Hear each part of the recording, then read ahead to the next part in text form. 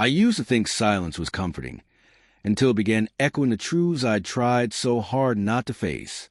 It started with a text message that wasn't meant for me. It was a dull, rainy Thursday evening, the kind that made the whole house feel tired. I was crouched beneath the sink, tightening a leaky pipe, when my phone buzzed on the counter. Flight to Paris confirmed, red art. Can't wait to see you again. The wrench slipped from my hand, clattering against the tiles. The message wasn't mine. It was hers. Emma's phone, lying right next to mine, had lit up with those words. The name at the top, Chris.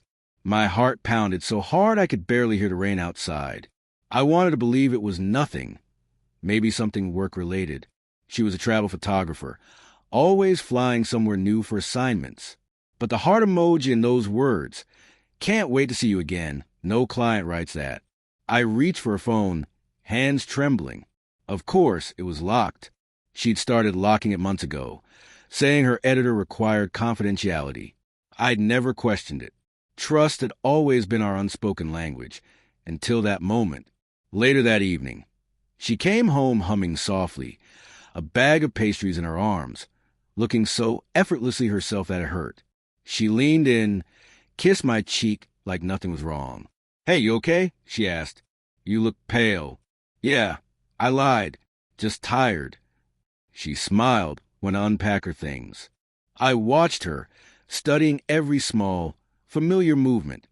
The way she tucked her hair behind her ear, the quiet little hum she made when she was happy.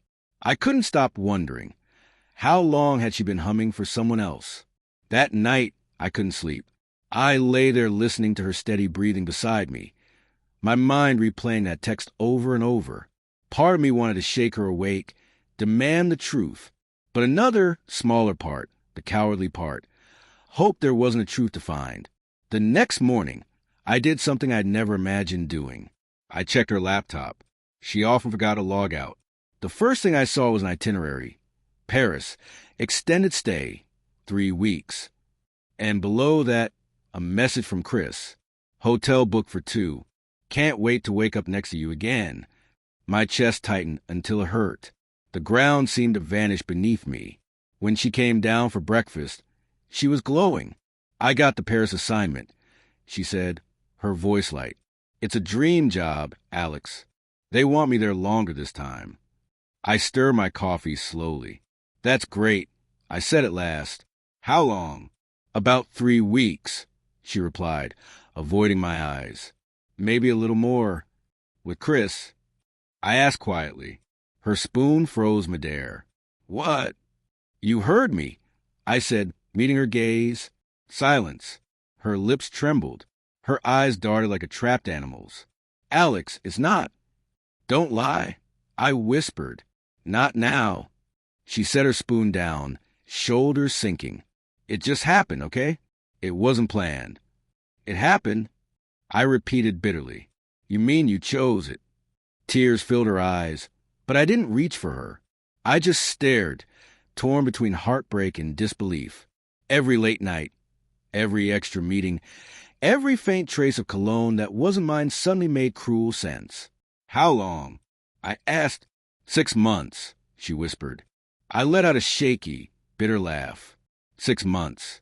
While I was here fixing pipes, paying bills, believing you were chasing sunsets for work.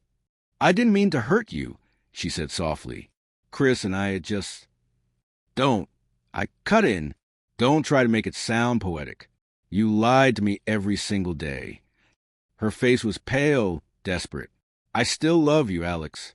I swear I do." I stood up slowly. "Then you've got a twisted way of showing it." 2 days later, she left for Paris. I didn't stop her. I didn't yell or beg. I just watched as she packed, her hands trembling, eyes red. At the door, she turned. "Please, say something."